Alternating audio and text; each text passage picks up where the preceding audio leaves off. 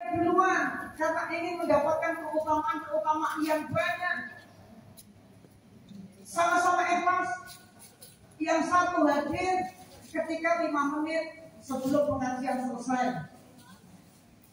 Ya. Kira-kira utama mana? Utama mana? Yang awal. Ini namanya bukan hanya qulubikum tapi a'malikum. Amal kalian sangat menentukan. Jadi Allah berbeda. Karena Rasulullah menyampaikan idhamul jazaa'i ma'idhamil bala'. Al-jaza, balasan Allah itu tergantung dari pengorbanan seseorang. Ya. Maka pentingnya ini kita memperbaiki amalan kita jadi amalan yang terbaik, senantiasa terbaik. Jangan mau kalah sama orang. Bu Halimah, namanya siapa Bu Halimah? Saya mau nanya ini. Kalau Bu Halimah datang, ya, kemudian kalah duluan dengan Bu Ernest, ada keyakinan yang harus ditanamkan. Astagfirullahaladzim, kok bisa Bu Ernest duluan padahal rumahnya kan di sana. Misalnya. Saya minggu depan saya tidak mau kalah dengan Bu Ernest, saya harus duluan misalnya. Nah ini ada satu perbaikan dalam hal amalia. Saya harus yang terbaik. Harus yang terbaik. Tentu ini sangat beda ketika dibandingkan dengan orang yang memang hanya di rumah malas-malasan tidak melakukan apa-apa tapi dia tidak mau datang. Belajarnya tetap lebih tinggi orang yang ada dalam majelis ilmu ini. Ya. Maka ini harus kita perhatikan. Selain qulubikum a'malikum, selain hati kita yang baik, amalan kita harus yang terbaik. Saya sudah mencontohkan masalah tadi sedekah. Kemudian masalah sholat, berbeda orang sama-sama ikhlas. Yang satunya dia sholat wajib saja, yang satunya ditambah dengan sholat sunnah saja. Pedomannya dalam Al-Quran surat Al-Hujurat ayat yang ke-13. Itulah orang-orang yang nanti akan bahagia di akhirat. Ya. Sama-sama duduk di tempat ini, datangnya bareng, pulangnya bareng. Apa yang membedakan kualitasnya di hadapan Allah? Apa kira-kira? Yang duduk ada yang satunya dia fokus mendengarkan Al-Quran dibacakan oleh ustadznya. Dia fokus mendengarkan hadis yang dibacakan ustadznya. Dari awal sampai terakhir dia fokus, dia mendengarkan serius. Datangnya sama-sama, pulangnya sama-sama. Tapi yang satunya kadang-kadang buka WA, jangan-jangan ada orderan.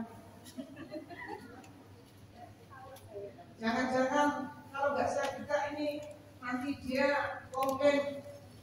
Jangan-jangan bentar-bentar buka WA, bentar-bentar buka WA. Terkadang malah dia buka Facebook lagi.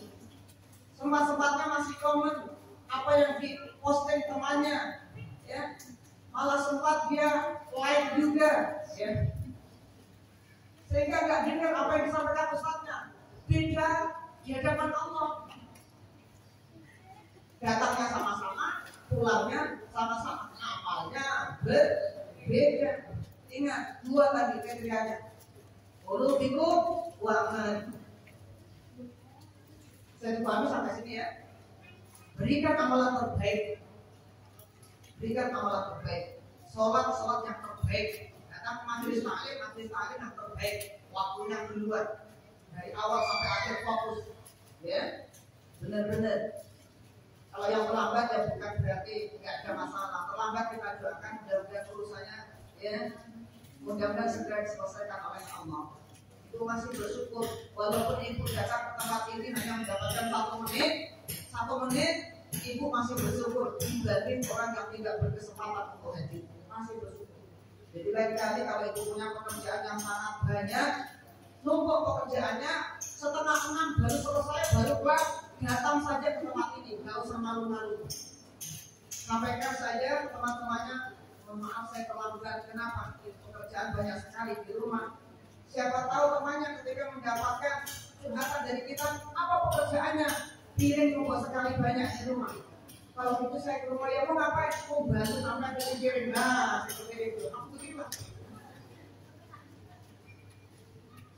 Dan memang di antara ada orang beriman Bu, orang beriman kalau punya masalah tidak boleh dipendam sendirian. Masih ingat kemarin surah Al-Imran 159? Orang beriman kalau punya masalah tidak boleh dipendam sendirian. Wasa'idhum fil amri, hendaknya dimusyawarahkan dengan temannya yang soleha. Maka salah orang beriman kalau punya masalah dipendam sendiri, dipikir sendiri, bingung sendiri, pusing sendiri, sakit sendiri.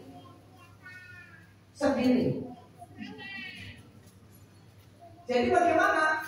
Orang beriman itu adanya adalah kalau punya masalah curhat, sampaikan kepada orang lain, temannya yang dipercaya, dianggap baik, dianggap soleha, dianggap amanah, sampaikan. Ini yang kadang tidak dilakukan. Adab antara mukmin dengan mukmin. Jadi kalau ibu punya masalah, jangan ibu diam sendiri, dipikir sendiri, pusing sendiri, bingung sendiri, sakit sendiri, pada akhirnya mati mau ngajak siapa? Ayo mati yuk sama-sama, nggak mungkin. Saya ulang Bu ya, wasawirhu fil amri. Hendaknya engkau curhatkan, engkau musyawarahkan, engkau sampaikan permasalahanmu, urusanmu dengan teman-teman. Ya. Jadi kalau Ustaz punya masalah, musyawarahkan, jangan diam sendiri. Kepada siapa? Kepada orang yang terbaik, yang kita anggap dia orang yang terbaik. Apakah orang tuanya terbaik itu beda-beda sesuai masalahnya. Kalau ibu punya masalah dengan suaminya, yang terbaik adalah kalau ibu punya masalah dengan suaminya, yang terbaik adalah mertuanya, mertua ibu. Yang terbaik bukan ibunya ibu, bukan. Kalau ibu punya masalah dengan suaminya, yang terbaik adalah mertua ibu. Datang ke mertuanya, karena mertua yang tahu persis seluk-beluk suami ibu. Dari kecil dirawat, dibesarkan, tahu kekurangan-kekurangannya, tahu kelebihan-kelebihannya. Maka datanglah ke orang terbaik, yaitu mertua ibu. Kalau ibu punya masalah dengan anak, orang terbaik adalah pasangan hidupnya. Karena bapaknya juga adalah orang yang tahu persis kondisi anak-anak kita. Kalau ibu punya masalah dengan anaknya, maka datang ke suaminya. Kalau ibu datang ke mbahnya, ke kakek neneknya, biasanya kakek dan nenek itu sayangnya kepada cucunya lebih daripada sayangnya orang tua kepada ini. Nanti biasanya nggak fair. Ya. Kalau ibu punya masalah dengan mertua, yang terbaik siapa? Enggak. Pernah punya masalah dengan mertua kan? Enggak ya. Kalau pernah punya masalah dengan mertua, siapa orang terbaik? Siapa orang terbaik?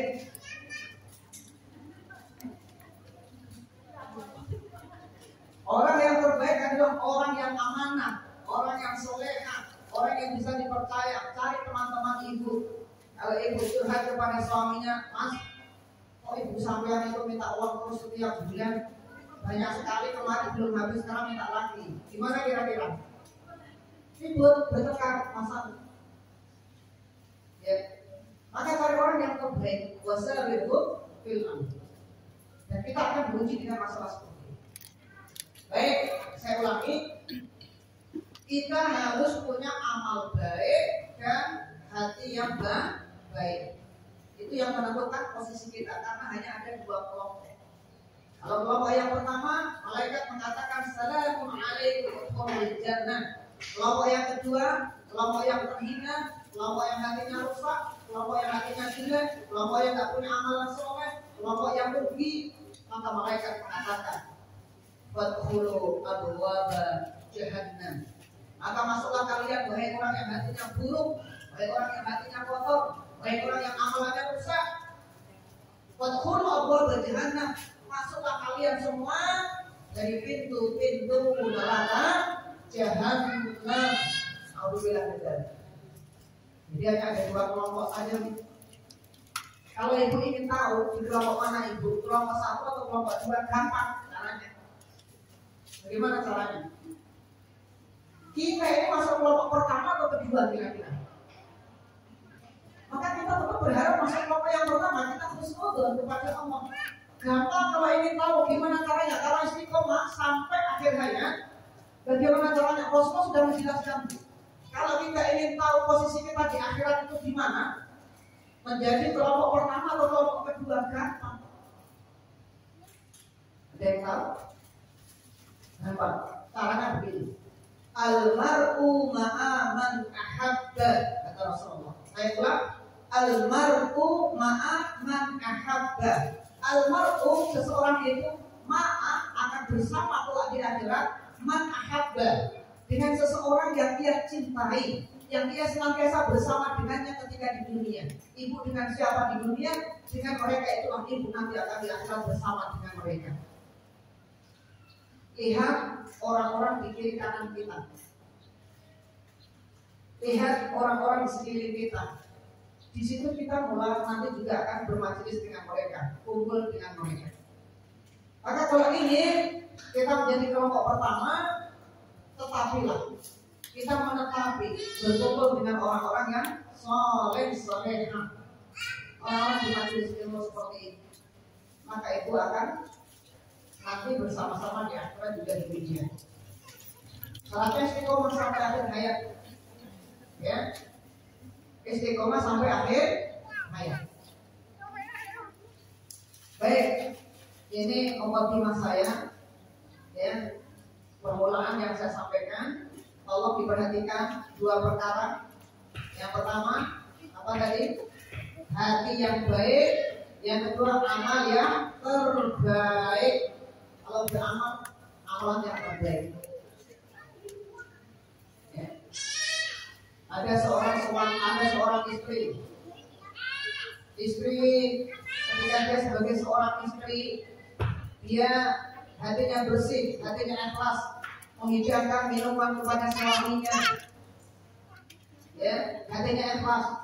Ketika dihidangkan kepada suaminya minumannya, dia tanpa ngomong apa-apa, dia kemudian hanya menaruh di meja. Kemudian ada istri yang berikutnya, ada seorang istri juga, dia ikhlas, bersih hatinya, dia membuatkan minuman untuk suaminya, misalnya kopi, gitu ya. Tapi kemudian dia mempersilahkan suaminya dengan sebaik-baiknya. Mas, kopinya sudah jadi, monggo diminum, monggo dihabiskan. Mudah-mudahan dengan ini masnya menjadi seger, tidak ngantuk. Ya. Sementara yang satunya diam-diam saja. Kira-kira pahalanya banyak mana? Yang ngomong lebih bagus daripada yang diam. Jadi ibu jangan salah dengan pepatah diam itu adalah, pernah mendengar? Diam itu adalah emas. Kalau ibu tahu tidak sepenuhnya peribahasa ini salah. Diam adalah emas itu ketika kita mau berbuat buruk dengan lisan kita, dan ketika itu kita mampu menahannya, disitulah emas. Ada yang lainnya, diam itu adalah dosa, juga ada. Ketika kita tahu kebaikan tapi kita tidak mau ngomong, kita tidak mau menunjukkan, maka kita dosa. Anak kita berbuat satu keburukan, pasangan ibu berbuat satu keburukan, dan ibu diam saja, diam itu kan emas, dibiarkan. Maka ibu di sini dosa. Melihat satu kemungkaran, melihat satu keburukan, dan ibu tidak berbuat apa-apa, sementara ibu mampu, dosa. Bagaimana kalau antara tadi itu menyebutkan minuman dengan kopi, satunya diam, satunya mempersilahkan? Bagaimana? Yang diamnya itu adalah lalAllah, apa itu? Sia-sia, ada manfaatnya. Lebih baik, lebih banyak pahalanya orang yang mempersilahkan. Ya, amalannya dihitung oleh Allah. Setiap kalimat yang terucap dari lisannya dianggap kebaikan. Maka kalau nanti lain waktu ibu buat makanan atau sarapan atau minuman, maka tolong ibu sertailah dengan ucapan-ucapan terbaik. Karena hadisnya demikian. Lebih susah lagi kalau mempersilahkan atau menghidangkan suatu makanan dengan kata-kata yang tidak baik. Mas, makan sana cepet. Dari tadi dan ditunggu gak makan-makan bisa. Ini masalah. Kalau bisa sehalus mungkin, selembut mungkin. Monggo Mas. Mungkin kalau perlu jempolnya ya dipakai untuk beramal soleh. Monggo Mas. Ada satunya itu makan sana. Dari sini orang sudah tahu mana yang punya adab di hadapan Allah, mana yang mulia di hadapan Allah. Sudah jelas yang pakai jempol itu mulia daripada orang yang pakai jari telunjuk. Makan sana. Monggo dimakan di rumah. Cuma kadang-kadang ibu-ibu mau berbuat amal soleh kan malu kan? Saya nggak pernah berbuat begitu Ustaz. Ngapain beramal soleh malu, berbuat salah kok nggak mampu? Maka ibu harusnya mengubah segala sikap. Karena pengajian bertahun-tahun nggak bisa berubah sikapnya, begitu saja modelnya. Ya, benar istighfar banyak-banyak. Orang yang hari ini sama dengan hari yang kemarin, dia adalah orang yang rugi. Orang yang hari ini lebih buruk dari hari kemarin adalah orang yang celaka, binasa. Orang yang hari ini lebih baik dari hari yang kemarin adalah orang-orang yang muflihun, yang orang yang beruntung. Pilih orang yang beruntung, pilih orang yang rugi, atau pilih orang yang celaka. Beruntung. Maka ubahlah ibu dalam bersikap ketika di rumah. Pada anaknya harus dirubah, pada suaminya harus dirubah. Jangan sampai kemudian pengajiannya hanya sampai di depan, ya, dengan teman-temannya, dengan ustadznya. Begitu pulang dari masjid ini nggak membekas sama sekali. Datang, betul. Betul, orang ini. Ini tadi ngaji apa? Katanya ngaji fikih akhlak. Kenapa Rasulullah mendeklarasikan dirinya? Perhatikan. Rasulullah mendeklarasikan dirinya, Innama bu'ithu, sesungguhnya aku ini diutus oleh Allah liutamima, untuk menyempurnakan, liutamima makarimal akhlak, untuk menyempurnakan akhlak.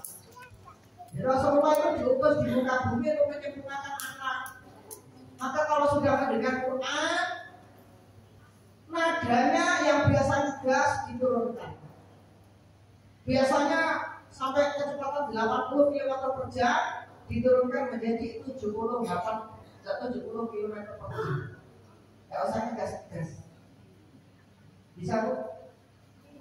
Beramal soleh. Yang terbaik berikan kepada suaminya. Biarkan suami ibu itu terkagum-kagum, terkaget-kaget. Kalau mau pingsan juga silahkan, gak apa-apa. Loh, kenapa istriku bisa seperti ini berubahnya? Masya Allah, gitu kan? Persilahkan yang terbaik, silahkan. Mas, pagi-pagi begini kira-kira Mas maunya apa?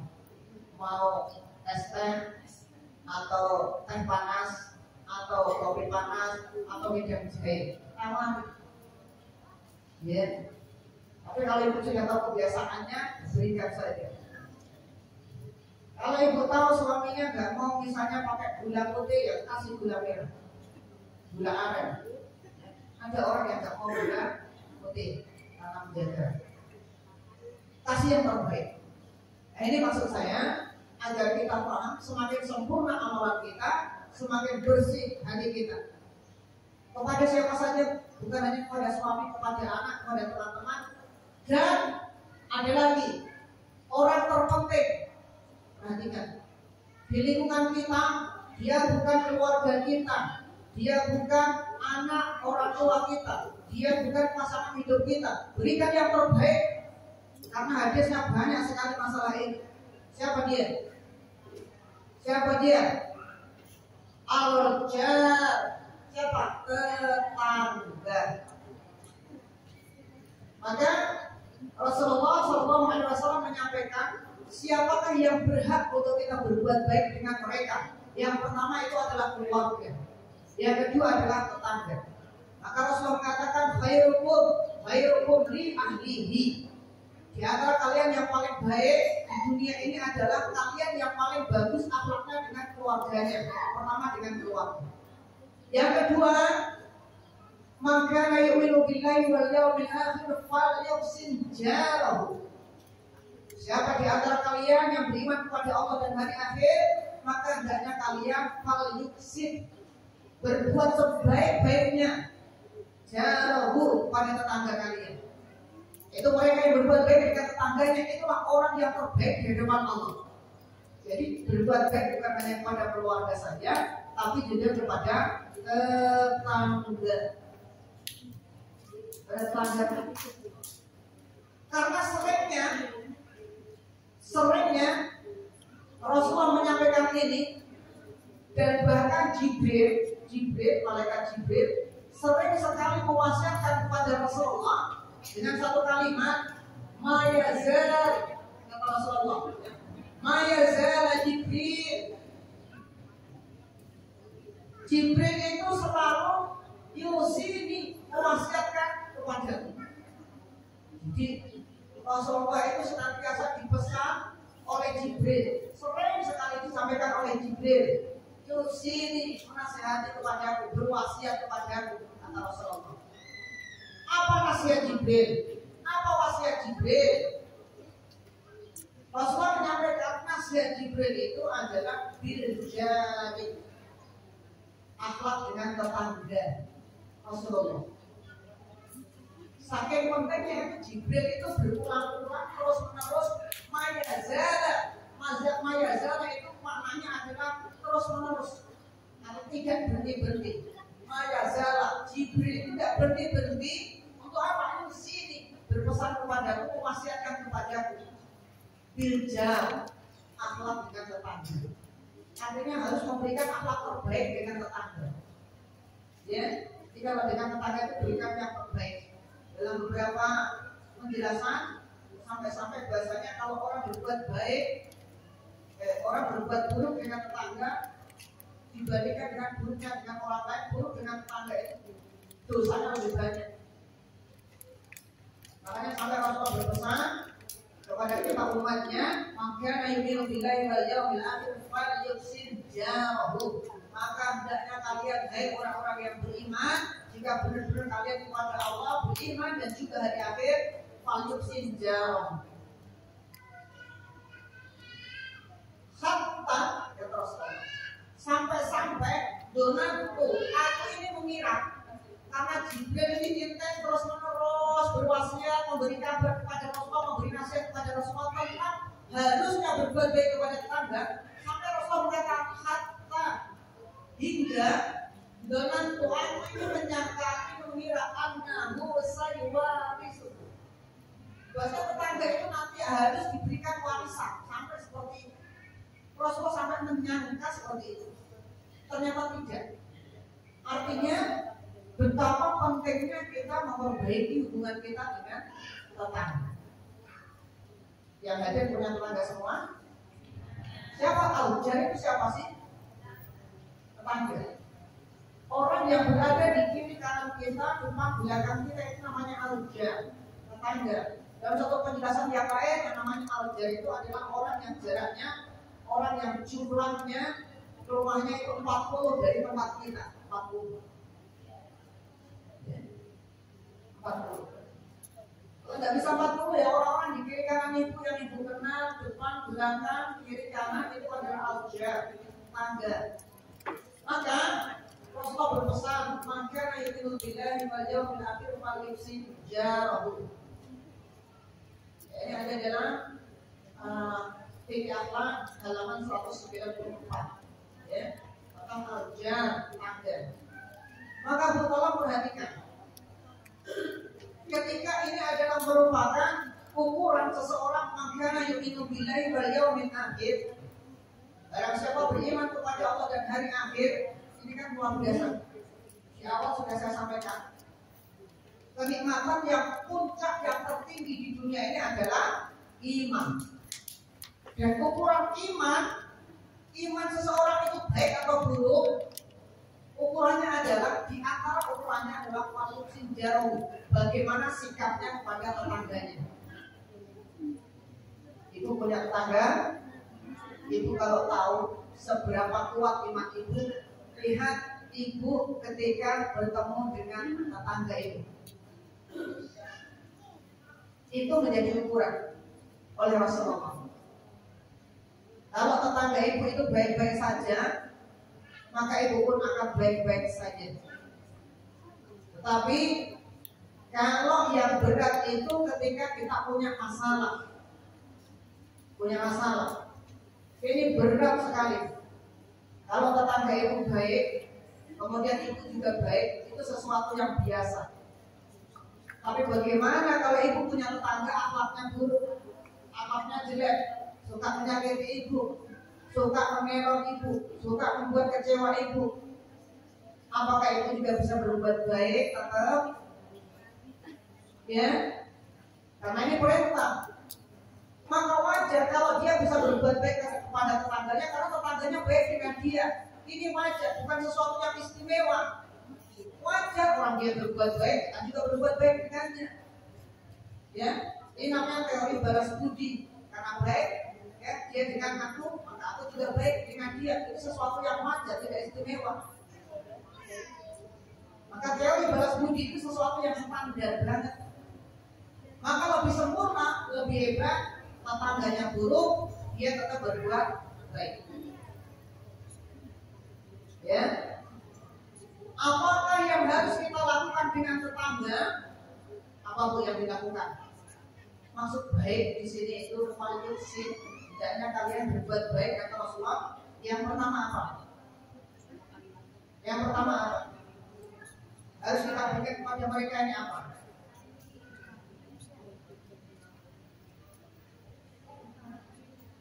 Yang dibagi itu apa?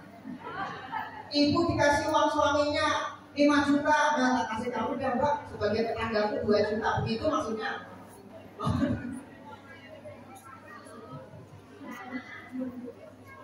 Perhatikan, ada 2 hal yang ibu harus tunaikan kepada tetangga.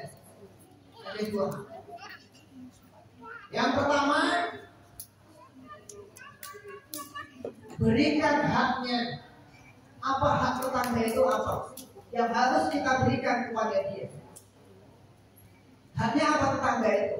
Bukan warisan, karena Rasulullah menyampaikan tadi itu hatta donatum annahu sayuwarithuhu. Saya mengira tetangga itu akan mendapatkan warisan, ternyata tidak. Berarti bukan warisan. Apa haknya tetangga itu? Hak tetangga itu apa?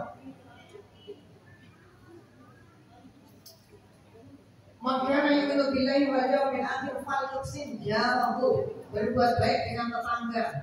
Apa? Yang pertama sekali, jangan mengambil hak miliknya. Itu hak mereka, aman hartanya dari diri kita. Itu hak. Mereka punya hak rasa aman dari tangan kita, dari lisan kita, dari pandangan mata kita. Tetangga harus aman dari kita. Jangan sampai pandangan mata kita itu membuat dia tidak nyaman. Jangan sampai tangan kita membuat dia tidak nyaman. Jangan sampai lisan kita membuat dia tidak nyaman dan terganggu. Maka ini kita berikan haknya agar mereka aman dari apa? Pandangan mata kita, lisan kita, tangan kita, dan perbuatan kita. Pastikan tetangga kita aman dari diri kita dulu. Hak yang paling pertama harus kita penuhi adalah keamanannya. Itu hak mereka untuk mendapatkan keamanan dari kita. Apa? Pandangan mata, aman dari pendengaran kita, aman dari lisan kita, aman dari tangan kita. Jangan sampai ada yang terganggu. Maka kalau ibu punya tetangga, jangan suka dimata-matai. Apa ini kok ribut saja? Maka ibu melihat, tidak boleh ibu melihat dalam rumahnya, memeriksa, tidak boleh. Hak mereka aman dari pandangan mata kita. Jangan sampai kita mengganggu mereka. Tidak boleh memata-matai apa yang menjadi miliknya. Jangan ibu juga mencari-cari tahu apa yang ada dalam isi rumahnya. Apalagi ibu mencari tahu apa yang ada di dalam isi kulkasnya. Oh, tidak boleh. Ya, buka kulkasnya itu apa isinya?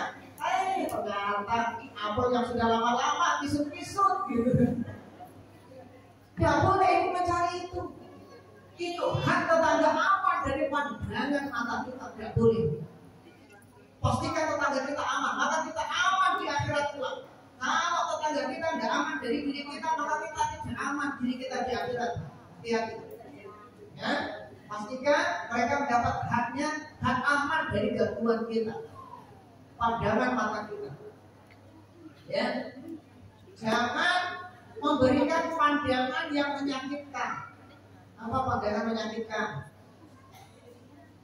Lu sinis, orang Jawa bilang kleroki, tahu kleroki? Pandangan matanya itu ngerti, pokoknya melihat kenapa kok saya dipandang sampai seperti itu, apa salah saya? Dia nggak nyaman, dia kepikiran.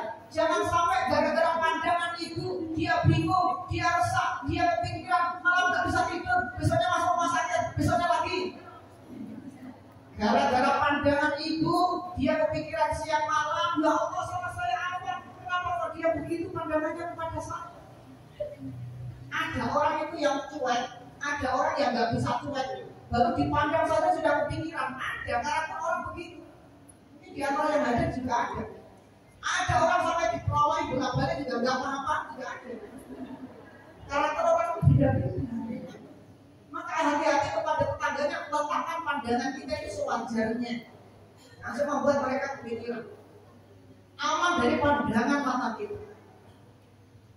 Jangan mencari tahu mata ini kesalahan tetangga kita.